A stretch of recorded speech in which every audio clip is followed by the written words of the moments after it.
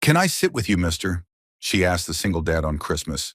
Then his reply changed everything. Before we continue, please tell us, where in the world are you tuning in from? We love seeing how far our stories travel. Ethan Carter was sitting in a booth at Rosie's Diner at 11:15 on Christmas Eve, staring at his phone like it was a loaded gun. And honestly, that's kind of what it felt like, because he had a text message typed out to his sister Claire that said, "I can't do this anymore."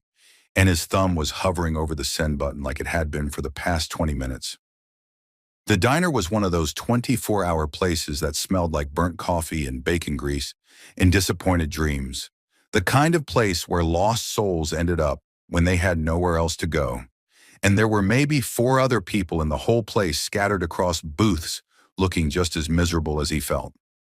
His daughter Maya was spending Christmas with her grandparents, his late wife Lauren's parents, because Ethan had told them he needed to work through the holidays, which was a complete and total lie, but they'd believed him anyway, because what else were they supposed to do? Call him out on Christmas Eve and make everyone feel worse. The truth was, Ethan couldn't handle Christmas anymore. Couldn't handle the decorations and the relentless, cheerful music and everyone acting like the world wasn't completely shattered into a million pieces, because it had been 18 months since Lauren died from a sudden medical crisis that took her from perfectly healthy to gone in less than 72 hours. And everyone kept saying it gets easier, but they were lying. It didn't get easier. It just got different, got quieter, got lonelier, until he was sitting in a diner on Christmas Eve, wondering if Maya would actually be better off without him dragging her down. He wasn't going to do anything stupid, at least he didn't think he was, but the exhaustion of pretending to be okay was crushing him flat, and he just needed someone to know he was drowning. Needed to say it out loud to someone who might actually hear him. The waitress whose name tag said Dorothy had refilled his coffee 3 times in the past hour without saying a word, because she probably saw this exact scene every single holiday.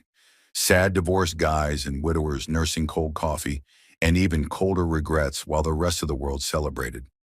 Ethan was literally about to hit send on that text, had his thumb pressing down on the screen, when he heard the small voice right next to his booth say, "Can I sit with you, mister?" And he looked up so fast he almost knocked over his coffee mug and sent it spilling everywhere. Standing there next to his table was a little girl who couldn't have been more than 7 or 8 years old, with dark, messy hair that looked like it hadn't seen a brush in a couple days, and a purple winter coat that had seen way better days, and she was clutching this stuffed rabbit that was missing one ear and had stitches holding its arm on. Ethan's brain immediately went into full dad mode, and he looked around the diner for parents or guardians, or literally any adult who was supposed to be watching this kid.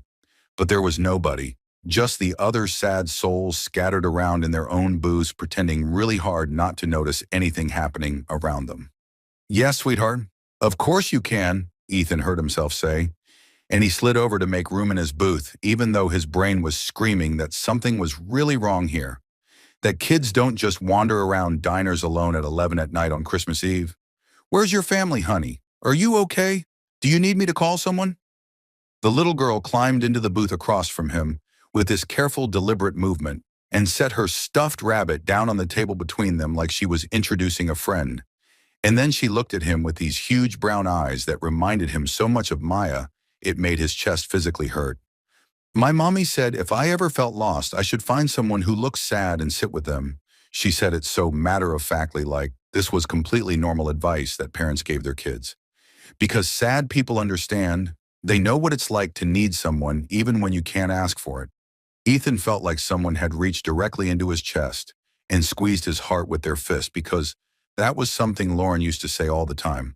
Her whole entire philosophy about empathy and connection, and why she'd spent 10 years as a social worker helping people nobody else wanted to help. She'd always told him that hurting people can spot each other from a mile away, and sometimes just sitting together without saying anything is enough to remind you you're not alone. He cleared his throat hard and tried to sound calm and reassuring, even though every alarm bell in his head was going off. "What's your name, honey? I'm Ethan." The little girl smiled, and it was this sweet, gap-toothed thing that made her look even younger and more vulnerable. "I'm Zoe," she said like they were old friends meeting up for coffee. "I've been waiting for someone, and I think it might be you." I think you're exactly who I'm supposed to find tonight. Dorothy the waitress came over, looking genuinely concerned now. And Ethan asked her quietly so Zoe couldn't hear. Did you see this kid come in with anyone? Parents? Older siblings? And Dorothy shook her head and said the girl had been sitting by herself in a corner booth for over an hour nursing a hot chocolate that had probably gone cold 45 minutes ago. And she'd been about to call the police, but the kid seemed calm, not scared or crying or upset, just sitting there waiting for something. Ethan felt his protective instincts completely take over, the way they always did when kids were involved. And he told Dorothy, maybe hold off on that call for just a minute while I figure out what's going on. I don't want to scare her if there's a reasonable explanation. He turned back to Zoe and kept his voice gentle. Zoe, sweetheart, were you supposed to meet someone here tonight? Where's your mom right now? Is she coming back to get you? Zoe picked up her one-eared rabbit and started straightening its remaining ear with this focused concentration that kids get when they're thinking about how to explain something complicated. She's helping people tonight because it's Christmas Eve and people need extra help on holidays. She does that a lot, but she told me to stay close. And I thought this was close enough because I could feel you needed someone. Ethan had absolutely no idea what that meant, but he knew one thing for sure.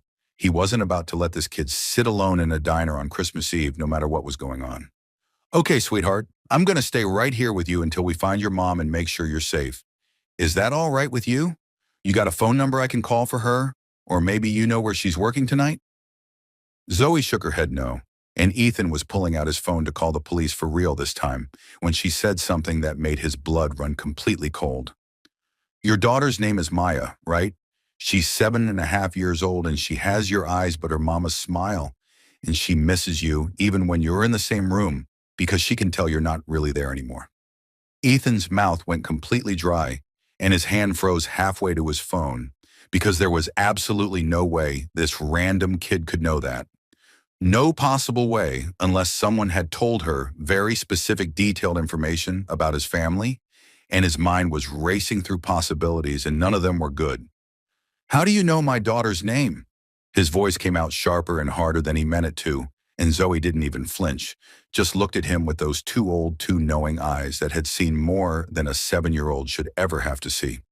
Your wife told me, she said, like this was the most normal thing in the world, and before Ethan could even begin to process that completely insane statement, she kept going. She said you'd be here tonight, said you'd be the saddest person in the whole room, and that I should sit with you because you needed to remember that you're not alone, that people still need you, that Maya still needs her daddy to come back to her. Ethan couldn't breathe, couldn't think, couldn't do anything except stare at this little girl who was talking about his dead wife like she just had a conversation with her yesterday afternoon. His hands were shaking when he finally managed to get words out. Sweetheart, what's your mommy's full name? I need you to tell me right now. Zoe tilted her head to the side like she was trying to remember something really important that someone had told her to memorize. Diana Ross, but not the singer. Mama always has to say that part because people get confused.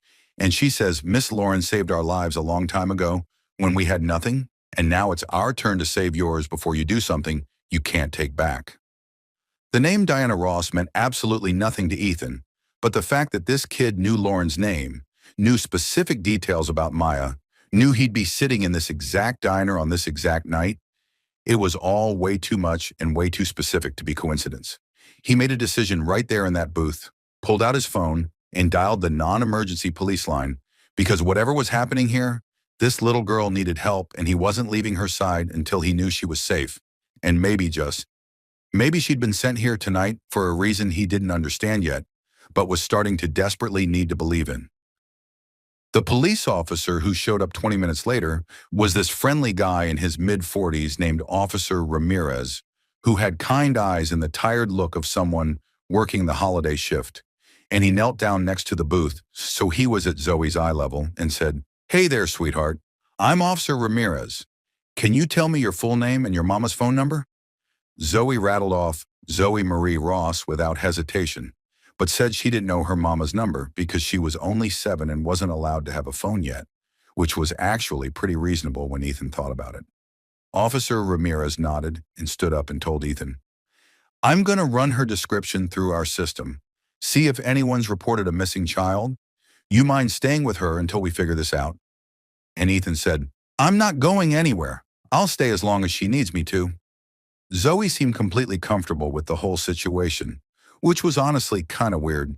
Like she wasn't scared or anxious at all, just sitting there coloring on the paper placemats with crayons Dorothy had brought over, and she kept saying things like, "I'm exactly where I'm supposed to be, and Mama will understand when she gets here." Ethan ordered her some actual food because that hot chocolate had been sitting there for over an hour, and kids needed to eat. And when the grilled cheese and fries came, Zoe ate like she hadn't seen food all day, which made Ethan's heart hurt because what kind of situation was this kid coming from? Officer Ramirez came back to the table about 15 minutes later, and his whole expression had changed from curious to relieved. "Got a hit? Mother's name is Diana Ross. She's a social worker doing wellness checks tonight on some of her clients. She called in a missing child report about 40 minutes ago. Said her daughter wandered off at a gas station about 3 miles from here." Ethan felt this wave of relief wash over him because at least now they knew the mom was looking for her. And this wasn't some nightmare situation. And Officer Ramirez was already on his radio calling it in saying, "Yeah, we got her. She's safe. She's at Rosie's Diner on 5th Street with a good Samaritan who stayed with her. How fast can the mother get here?" Ethan heard a woman's voice come through the radio so loud and panicked he could make out the words even from across the table. Something like, "I'm 10 minutes away. Please tell her I'm coming. Please tell her Mama's coming." And his chest got tight because he knew that fear. Knew what it felt like to lose sight of your kid even for a second and feel your whole world collapse. Diana Ross burst through the diner doors exactly 9 minutes later, and Ethan saw her before she saw them. This woman in her early 30s with dark curly hair, pulled back in a messy bun, and wearing jeans and a sweater that had seen better days. And her eyes were wild and red from crying, and she was scanning the diner like her life depended on it. "Zoe!" She practically screamed it, and Zoe looked up from her French fries and said, "Hi, Mama!" Like this was a totally normal Tuesday, and Diana ran to the booth and pulled Zoe out and held her so tight Ethan thought she might actually crush the kid. "Baby girl, you can't do that. You can't just wander off like that. Mama was so scared I thought I lost you." Diana was sobbing into Zoe's hair, and Zoe was patting her back saying, "I'm sorry, Mama, but I had to find him. I had to find the sad mister you were talking about." Diana pulled back and wiped her eyes and looked up to thank whoever had stayed with her daughter. And the second her eyes landed on Ethan, her entire face went completely white like she'd seen an actual ghost. "Ethan Carter?" Her voice came out barely above a whisper, and she was staring at him like she couldn't believe what she was seeing. "Oh my God, Ethan Carter! You don't remember me, do you?" Ethan stood up from the booth, feeling completely confused because he'd never seen this woman before in his entire life. At least he didn't think he had. But she was looking at him like she knew him and knew him well. "I'm sorry, I don't, should I? Have we met before?" Diana let out this sound that was half laugh, half sob, and set Zoe back down in the booth. And then she looked at Ethan with tears streaming down her face. 8 years ago, I was a 17-year-old girl living in a homeless shelter with a 3-month-old baby because my family kicked me out and I had absolutely nothing. And your wife, Lauren, walked into that shelter as a volunteer and she changed my entire life. Ethan felt like the floor had just dropped out from under him and he had to sit back down because his legs weren't working right anymore. "You knew Lauren? You knew my wife?" His voice cracked on her name the way it always did when he said it out loud. Diana slid into the booth across from him, and she was nodding and crying, and Zoe was watching both of them with these huge eyes. "She was my caseworker, my mentor, my guardian angel. She helped me get housing and job training, and she watched Zoe while I finished my GED. She helped me apply to community college, and she wrote me recommendation letters, and she never gave up on me even when I wanted to give up on myself." Diana reached across the table and grabbed Ethan's hands, and he led her even though he barely knew this person. "Lauren talked about you and Maya constantly, showed me pictures, told me stories about how you two met in college and how you built your whole house with your own hands. She was so proud of you, Ethan. So proud of the man you were and the father you'd become." Ethan was crying now, and he didn't even care that they were in a public diner with Officer Ramirez watching and Dorothy pretending not to listen from behind the counter. When did you last see her? Before she... before she passed? Diana squeezed his hands tighter. 3 weeks before she died, she called me and asked me to come visit her. And when I got there, she told me she was sick and it was bad, and she didn't have much time, and she made me promise her something. Ethan's heart was pounding so hard he could hear it in his ears. What did she make you promise?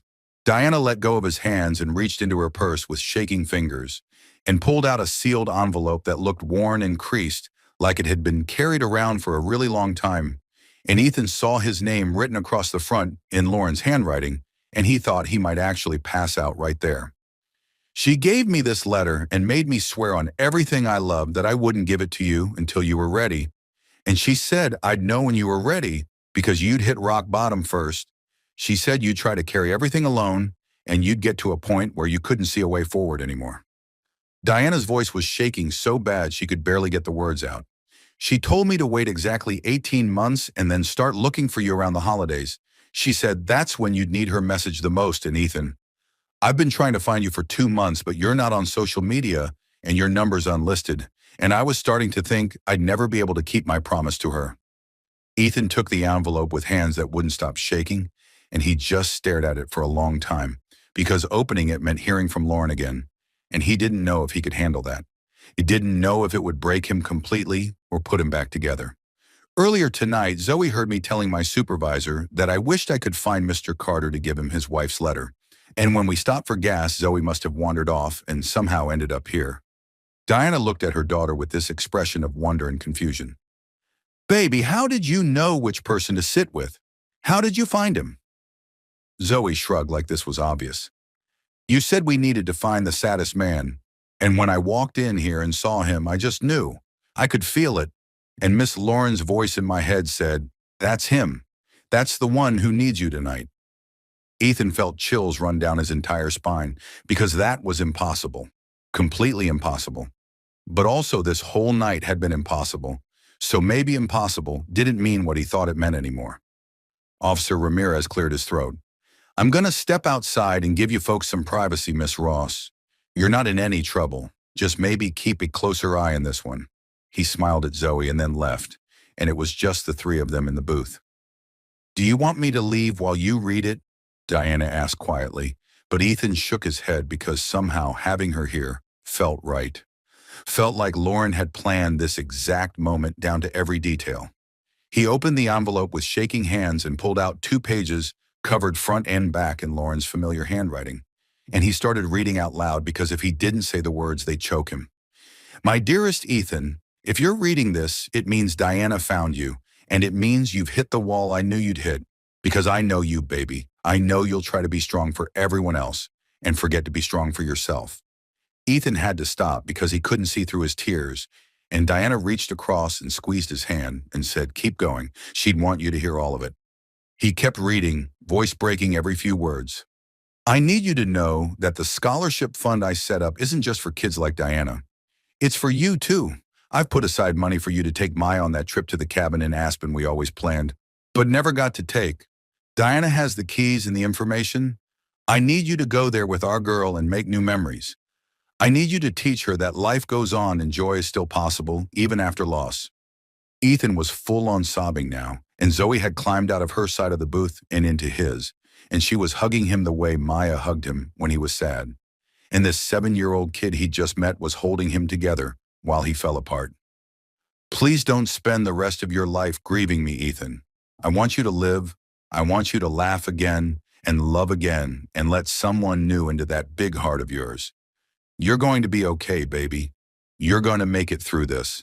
And I'll be watching from wherever I am, cheering you on every single step. I love you forever.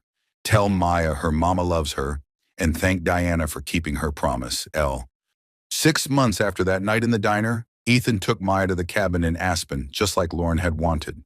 And it was one of the hardest things he'd ever done in his life, but also one of the most healing, because they spent 5 days building snowmen and drinking hot chocolate and talking about Lauren in a way they hadn't been able to before. Saying her name out loud without it feeling like swallowing glass. Maya had cried and asked why mommy had to leave, and Ethan told her the truth for the first time, that sometimes people we love don't get to stay as long as we want them to, but that doesn't mean they ever really leave us. They just love us differently from wherever they are now. When they got back home, Ethan made another decision that scared him but felt necessary. He started going to therapy every Tuesday night while Maya was at soccer practice, and his therapist was this straightforward woman named Dr. Kim, who didn't let him get away with any of his usual deflection tactics. The other thing that happened in those 6 months was Diana became part of their lives in this gradual, organic way that didn't feel forced or weird. It just felt right. She'd called him 2 days after the diner night and asked if he wanted to help with Lauren's scholarship program because she was planning the first annual award ceremony and she thought he should be involved. And Ethan said yes, even though the idea terrified him. They met up once a week to plan the event, and somewhere in between discussing budgets and selecting recipients, they became actual friends. The kind of friends who could talk about grief without flinching, who understood that some days you're okay and some days you're absolutely not, and both of those things can be true at the same time. Zoe and Maya had their first play date in March, and it was like watching two halves of the same soul find each other. They were inseparable from minute one, building blanket forts and putting on elaborate fashion shows with clothes from Maya's dress-up box. Ethan watched Zoe help Maya pick out an outfit for Lauren's scholarship ceremony, and his chest got tight because this kid who'd found him on his worst night was now making his daughter laugh so hard she couldn't breathe. And he thought maybe Lauren really had planned all of this from the beginning. Diana showed up to pick up Zoe that afternoon and ended up staying for dinner because Maya begged and Zoe gave her mom those puppy dog eyes no parent can resist, and they ordered pizza and ate on the living room floor. And it felt like family in a way Ethan hadn't felt in almost 2 years. The scholarship ceremony in May was beautiful and brutal. Beautiful because they gave out 5 awards to kids who were working their way out of impossible situations, just like Diana had. And brutal because Ethan had to give a speech about Lauren, and he broke down crying halfway through and couldn't finish. Diana walked up on stage without being asked and put her arm around his shoulders and finished reading his speech for him. And later she told him, "Lauren would be so proud of you, not for being strong, but for being honest about when you're not." Something shifted between them that night, something neither of them was ready to name yet, but both of them could feel. By the time summer rolled around, they were doing this dance around each other, where everyone else could see what was happening, except them. Maya kept asking, "Is Miss Diana your girlfriend daddy?" And Ethan kept saying, "She's just a friend, sweetheart." But his face would go red every time Diana laughed at one of his terrible jokes. Diana's supervisor at work pulled her aside in July and said, "That man looks at you like you hung the moon, and you light up every time he texts you. What are you two waiting for?" And Diana had said, "It's complicated. I don't want to disrespect Lauren's memory." And her supervisor had looked at her like she was being ridiculous and said, "Honey, his wife literally sent you to find him. I think you have her blessing." The moment everything changed was in September, on what would have been Ethan and Lauren's 11th wedding anniversary. And Ethan had taken the day off work and was sitting in his truck in the cemetery, just talking to Lauren's headstone like he did every year. He was telling her about Maya's good grades and the scholarship fund and how much he missed her. And then he said out loud, "I think I'm falling in love with Diana, and I don't know if that's okay. I don't know if you'd be mad or hurt or disappointed in me." And right at that exact moment, his phone rang, and it was Diana calling. She said, "I know what today is, and I know you're probably at the cemetery, and I just wanted to tell you that it's okay to be sad, and it's also okay to be happy. Both things can exist at the same time." Ethan started crying right there in his truck and said, "I need to tell you something, and I'm terrified, but I can't keep pretending I don't feel it.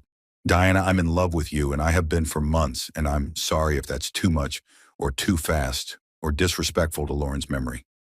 The silence on the other end of the phone lasted about 3 seconds before Diana said, "I'm in love with you too. I've been too scared to say it because I didn't want you to think I was trying to replace her. I could never replace her, Ethan. She was extraordinary." Ethan looked at Lauren's headstone and swore he felt this warmth wash over him like she was giving him permission. Like she was saying, "Finally took you long enough." They took it slow after that, real slow, because they had 2 little girls watching and learning what love looks like after loss. Their first official date was in October, and they went to a terrible chain restaurant because everywhere else was booked. And the food was mediocre, but they laughed so hard Diana snorted soda out of her nose, and Ethan thought he'd never seen anything more beautiful. Maya and Zoe became official sisters in everything but paperwork, had sleepovers every weekend, finished each other's sentences, fought over toys, and made up 5 minutes later. Ethan watched Diana help Maya with her math homework using the same patient, gentle voice Lauren used to use, and he fell even more in love with her because she never tried to be Maya's mom. She was just Diana, and that was more than enough. Christmas Eve came around again exactly 1 year after that night in the diner, and Ethan told Diana he wanted to go back there for dinner, just the four of them, and she agreed even though she thought it was a weird choice. They walked into Rosie's diner at 7:30, and Dorothy took one look at them and started crying because she remembered she'd been there that night and watched the whole thing unfold. They sat in the same booth where Zoe had asked, "Can I sit with you, mister?" And Ethan felt like his whole life had come full circle in the span of 12 months. After they ordered, Ethan got down on one knee right there in the booth and pulled out a ring, and Maya and Zoe started squealing before he even said anything. "Diana Ross, not the singer," he started, and she laughed through tears that were already falling. "You found me when I was at my lowest. You delivered a message from the woman I loved that saved my life. And then you taught me that hearts don't replace, they expand. Will you marry me? Will you let me spend the rest of my life loving you and Zoe the way you've loved me and Maya?" Diana was full on sobbing and nodding, and she managed to choke out, "Yes, absolutely, yes. I can't imagine my life without you three in it." The whole diner erupted in applause, and Dorothy brought over champagne for the adults and sparkling cider for the girls on the house.